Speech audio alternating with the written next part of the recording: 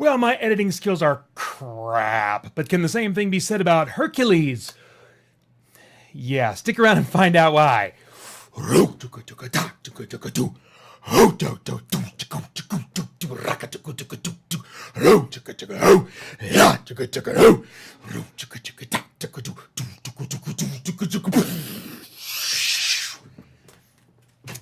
All right, hi, I'm Peter Franson from Christian Geek Central and Spirit Blade Productions here with an uncut review of Hercules. So this takes place in ancient Greece, and the legend of Hercules has spread all over the civilized and uncivilized world, and people are looking for a hero, and Hercules is the one that they cling to. But is Hercules really all that the legends say? Well, no, and the plot tells us that from the very beginning when we see in an encounter he has with a group of pirates that all of his heroic feats of legend and strength and all that kind of stuff are actually accomplished with the help of a band of adventurers that mercenary adventurers that travel along with him and kill people without being seen and just make it look like Hercules is doing a great job. Hercules is called upon by a kingdom in peril. They tell him they will pay him his weight in gold to save them from the oppressive other kingdom that's attacking them, and so he comes to their aid and begins training their farmers and troops to get ready for war, and does lots and lots of training and training and training, and then there's a little bit of combat. All right, this is not that great of a movie. Okay, so first off, the story. Now, there in the last about, I want to say, 6 months to a year, when I talk to people about what they're really interested in fiction, in entertainment fiction, they usually fall into two camps. They're either a story person or a character person. I'm a character person, so I want a movie that has lots of great characters that I can empathize with, that I feel their feelings right along with them.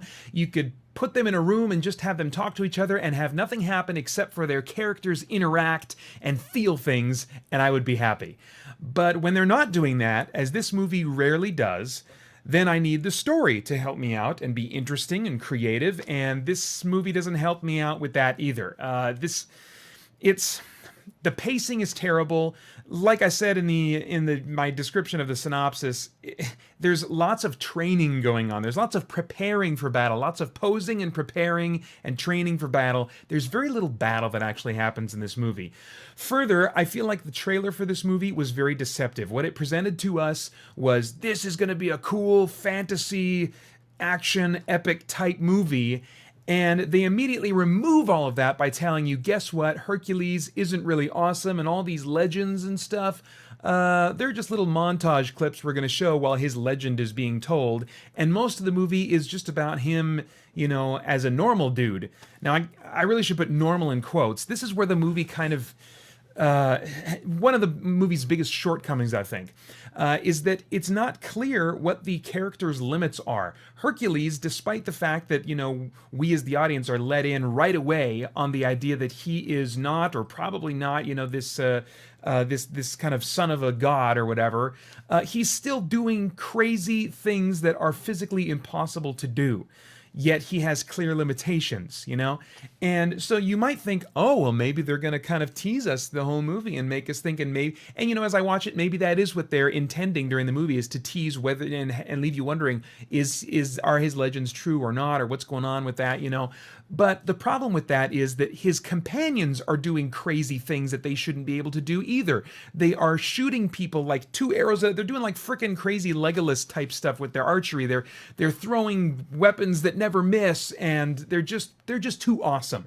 And not only that, but they've got like these blades that pop open on hinges. The technology, the weapons technology is like, it's just weird. It's weird. So because of that, because the limitations of the characters are not clearly defined, then I just watched this movie. I was like, well, I'm not concerned for any of these people, because everything just seems to be really easy for them. And if they die, it's only going to be because the script decided, we should kill somebody at this point and bring some emotion into the story, whatever. I mean, it's just, I wasn't concerned. I wasn't concerned a bit. So not only that, but the script, the dialogue, it's not interesting at all. It's very standard. This script could be a TV movie about Hercules. That they just decided to make into a proper feature film, throw some familiar faces and pay money to get the familiar faces in there, throw a little bit of effects budget at it, a little bit, because as I said, there's only maybe 2 or 3 major combat sequences in the movie. Really disappointing. Now, as far as the cast is concerned, you got Dwayne Johnson playing Hercules, and he really does a great job. He's Dwayne Johnson. He's got more range than Arnold Schwarzenegger, so we should all be grateful for that. He is, I guess, this generation's bulky action hero guy, and he does a great job. He's got more range than Schwarzenegger, at least I should say. But I mean, is he this really compelling type of performer in terms of acting? No, he just kind of does his thing, and there you have it. We got John Hurt, classic guy, who's been in movies for years, and he does fine, but he's still John Hurt, old guy with gravitas, Rufus Sewell, I felt was very underused, and I'm biased because I'm a huge fan of Dark City, and Rufus Sewell was the lead in that movie, and so I've always got my eye out for him whenever I see him and stuff. He plays mostly villains since Dark City. If you haven't seen Dark City, go see that. Don't see Hercules. Go watch Dark City, rent it or whatever. So he was very underused, but it was still nice for me to see him in here. I would say the standout performer was Rebecca Ferguson, who plays the mother, the widow, mother of one young boy who Hercules kind of befriends in this movie. And she's a very sympathetic character, or she's supposed to be, but really there's only one scene where she really stands out when her son is in danger. It just looks like everything's hitting the fan and it's not going to end well. And that was like the first time in the movie, and this was toward the last, I want to say 30 minutes, where I was like, oh my gosh, I'm feeling something. I believe that she is totally in a panic over the potential fate of her son. And so she was definitely the standout performer. Stunts and visuals, they're all right. The stunts were not really creative or interesting.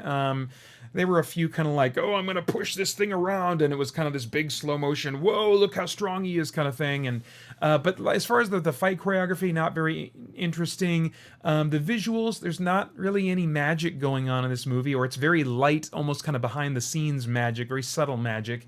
Really none to speak of. Like, you're not going to see any lightning bolt force blasts or anything like that. It's definitely not that kind of movie.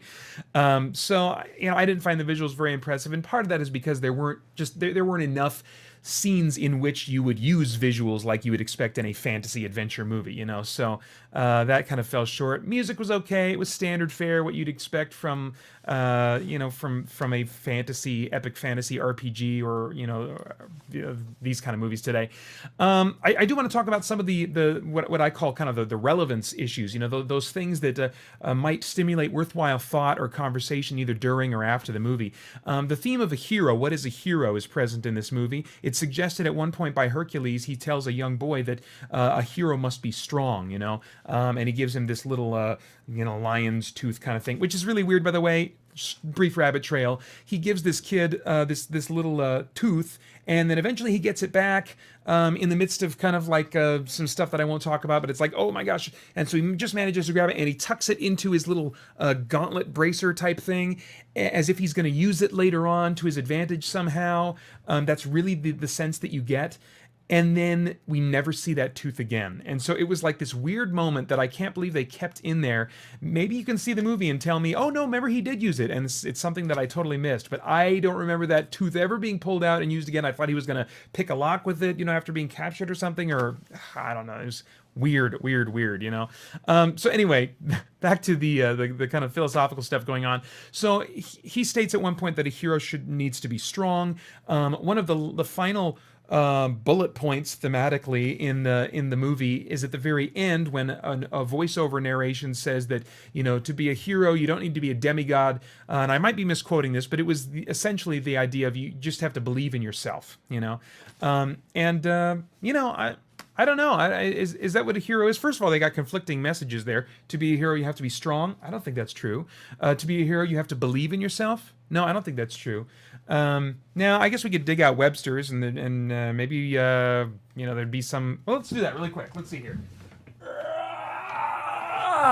Okay, bear with me for just a moment. Hero.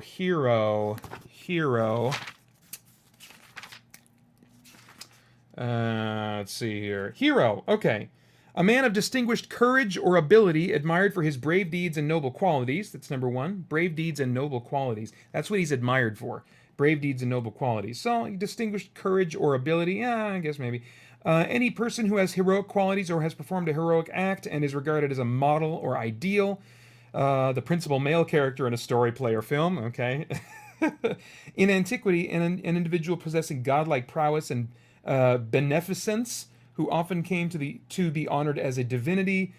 Number 5 is hero is a sandwich. But anyway, I typically think of a hero, and this is kind of like the way I think we ought to hold up the word hero, as someone who is admired for their courage, or their deeds. Specifically, I would say their selfless deeds. You know, when we talk about the brave men and women who sacrificed their lives on 9/11, you know, or in other circumstances, they weren't necessarily strong. They weren't necessarily extra capable. You know, maybe they were among the least capable, but they sacrificed themselves. They put the needs of others before their own. And I think that's the ideal of hero that we ought to hold up. Not somebody that is strong, or not somebody that necessarily believes in themselves, but somebody that just puts the needs of others before themselves and is willing to sacrifice what's in their favor for what's in someone else's favor. But the more interesting philosophical idea presented briefly in this movie, and it's a punchline, but punchlines, I think humor shouldn't be disregarded. You know, if there's something that says, if there's a worldview or some idea that's being presented that's kind of like wrong, but it's funny, I think actually that can be disarming, and we can find ourselves absorbing and accepting ideas presented by stand-up comedians, or that are good in a punchline or something like that in fiction or a video game or something like that, because it's funny, you know, and so it disarms us a little bit.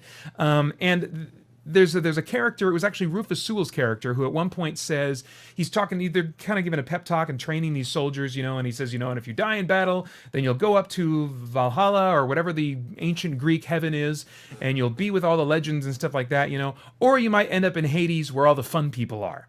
Now, this is an interesting idea. Typically, we think of hell, or, you know, whatever the religion is that has like this bad place, the hell equivalent, you know, that's where bad people go. You know, there can kind of be this joke where like all the fun people are going down there, you know. And usually that's an idea that's promoted by people that really aren't interested in God, or pursuing God. And but really, that's not what the Bible teaches. The Bible doesn't teach that hell is where people go because they like fun. The Bible doesn't teach that sin is fun, or that fun is sin. Ecclesiastes 2:24 and 25 in the ESV translation reads, "There is nothing better for a person than that he should eat and drink and find enjoyment in his toil. This also I saw is from the hand of God. For apart from him, who can eat or who can have enjoyment?" And James 1:17 takes us a step further and says, "Every good gift and every perfect gift is from above, coming down from the Father of lights, with whom there is no variation or shadow due to change." So every good, pleasurable thing that we experience we were designed to enjoy. We were designed to take pleasure in. Now, we can twist those things. For example, when somebody has an affair, they are going to have pleasure during that sexual experience. They're going to have physical pleasure. And that's because God designed us in a way to take pleasure from that specific kind of physical interaction. But the context in which that is being enjoyed, that's the evil. That's the evil, you know. And so I think feeling strong and feeling capable, you know, we're meant to feel that way. In our resurrected bodies, we will be strong. We will be capable. We will be raised in power, you know. Sown in weakness, raised in power is, I believe, what the Bible says about our resurrected bodies. But having power over others because of our insecurity and dominating others and stuff, that's feeling power, but in a selfish context, just as the affair is the sexual pleasure experience in a selfish context, you know. So it's that selfishness that disregards the concerns of others that is the sin, but the experience itself that we're taking pleasure from, that's by design. We're meant to enjoy feeling powerful. We're meant to enjoy the sexual experience. So to kind of promote this idea, or perpetuate this idea that, you know, that fun is sin and sin is fun, and that the people that are going to hell, they're going to hell because they just like to have fun, you know. That's a bogus idea, certainly as far as the Bible is concerned. concerned. Okay, so in summary, gosh, this is like a movie that you can certainly afford to wait to rent or watch for free if at all possible, if even that. To me, it's not this terrible movie, but I got stuff to do. So when I have to sit through a movie like this, I'm like, frickin' TikTok, people. This is Brett Ratner, who brought us the Rush Hour movies, who brought us Red Dragon, who brought us X-Men 3. So should we have expected more from this? Maybe not, But anyway, as it is, it's rated PG-13 for epic battle sequences, violence, suggestive comments, brief, strong language, which was one F-bomb, which in the moment just felt like, okay, here's the one F-bomb we get to say because we're a PG-13 movie and we know we can get away with one. Here it is, Lame. So also brief, strong language and partial nudity. My final scores, I give it a quality score of 6.5. Oh, I forgot to use my little actor image when I was talking about the actors. Sorry about that. There it is. I know you wanted to see that. Quality 6.5, and those of you listening to the podcast are like, what the crap just happened? Quality score 6.5 out of 10. Relevant score 7.0 out of 10. Please do like, share, and subscribe. Also, please leave comments below about what you liked or what you would like to see, except for better editing. I will be bringing some other segments to this channel that will have some better editing, but for this one, I just don't have time. I don't have time. So, for info about our scoring system, let's see, where's the thing? I lost my sign. I'm working on making a little new one because we got this logo. What do you think? You like this logo? For info about our scoring system, tons of other content and community, visit ChristianGeekCentral.com. I hope that you'll join us there soon as we continue to geek out. Where's the camera? I gotta find the button. I wasn't ready. Okay, as we continue to geek out and seek the truth.